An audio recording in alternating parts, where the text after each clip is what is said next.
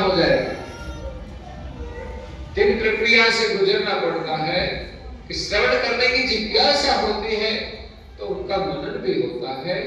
जिसका मनन होता है वही हमारे आचरण में आता है। ऐसे ही आचरण में लाना आसान नहीं है। कोई भी कार्य इतना आसान नहीं है, क्योंकि हम जीव दशा में वर्तमान करते हैं। जीव दशा के कारण हम परम गुरु की सभी आज्ञाएं का पालन नहीं कर सकते, परम गुरु के वचन अनुसार हम स्मरण नहीं कर सकते। इसीलिए श्रवण करने में जिज्ञासा, परम गुरु जी के ग्रंथ है उनका अध्ययन करने की भी जिज्ञासा होनी चाहिए। एक एक वचन हमारे लिए अमूल्य है। शायद ऐसे वचन इस सृष्टि में किसी ने नहीं सुने होंगे। परम गुरु का अनुभव वो अगम है, प्रकृति से पार का है। इसलिए परम गुरु के एक एक वचन में केवल कर्ता की पहचान है।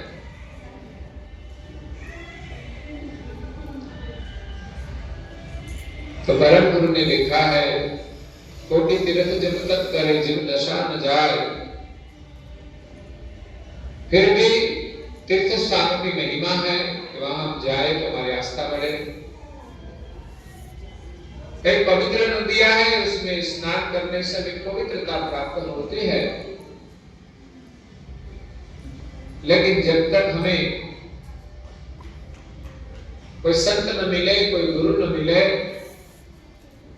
हमें ज्ञान न मिले, तब तक हमारा कल्याण होने वाला नहीं है। बिना ज्ञान हम कैसे पता चले कि हम कौन है, हमारे मालिक कौन है, इस सृष्टि किसने बनाई, कैसे बनाई, कैसे चलती है, और संसार में हमें कैसे रहना है, उसके लिए भी ज्ञान तो जरूरी है।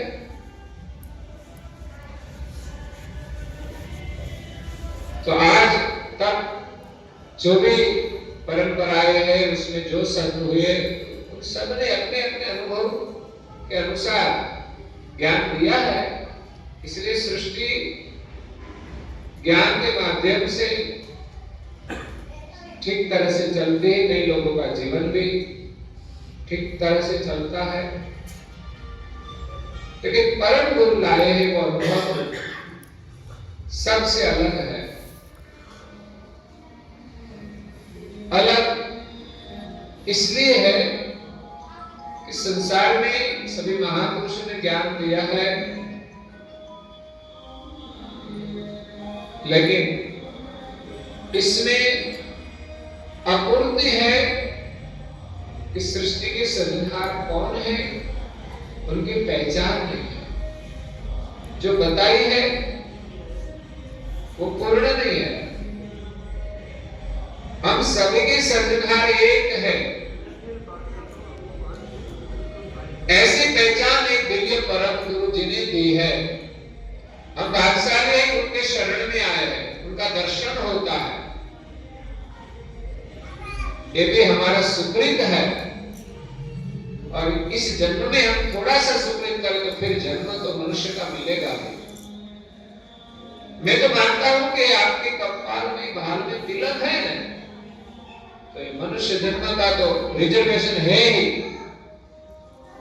जो मठ्ठी उपदेश लिया है, मंत्र आता है और भाल में तिलक करते हैं, और जैसा है वैसा ही आप मंत्र का जप करते हैं, तो अवश्य ही मनुष्य जन्म तो मिलेगा ही। ध्यान लगे या न लगे, वो तो अभ्यास के बाद होने वाला है। ध्यान करना कोई आसान काम नहीं है, उनके लिए बहुत अभ्यास करना पड़ता है। तपस्वी रघुराम महाराज ने ध्यान किया, समाधि की, तो उसने बहुत तपस्या की।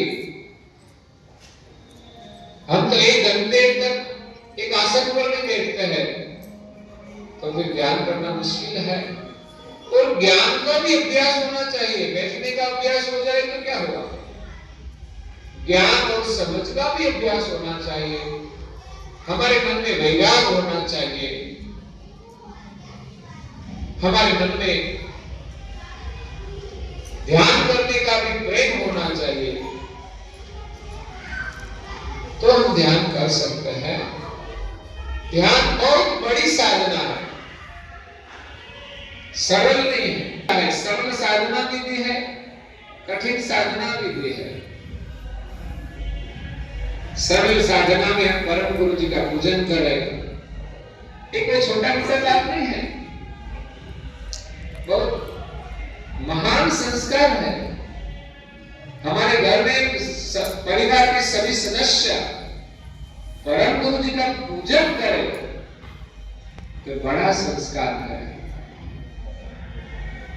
सभी परिवार में एकता रहेगी, परिवार में प्रेम रहेगा, क्योंकि सब सदस्य परम गुरु जी का पूजन करते हैं तो सभी की आस्था परम गुरु में है, परम गुरु की कृपा सब पर है, तो सबको आपस में प्रेम रहेगा।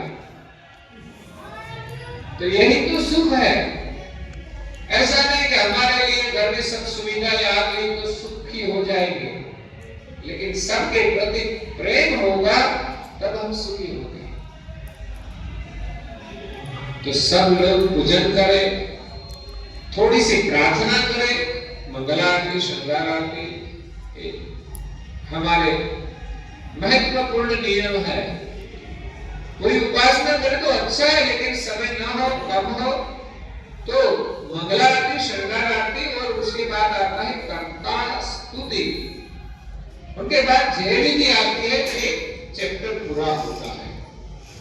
उसके बाद दूसरा चैप्टर प्रथमा का होता है, उसके बाद भी जय विधि आती है गुरु स्तुति के बाद, और तीसरा चैप्टर आता है गुरु महिमा का। 3 स्टेप में उपासना पूर्ण होती है।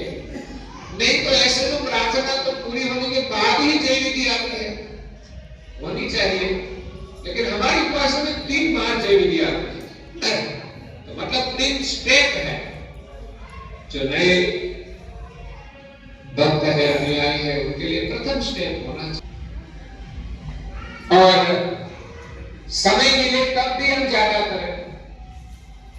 और पूर्णिमा आदि व्रत होते हैं, उस दिन हम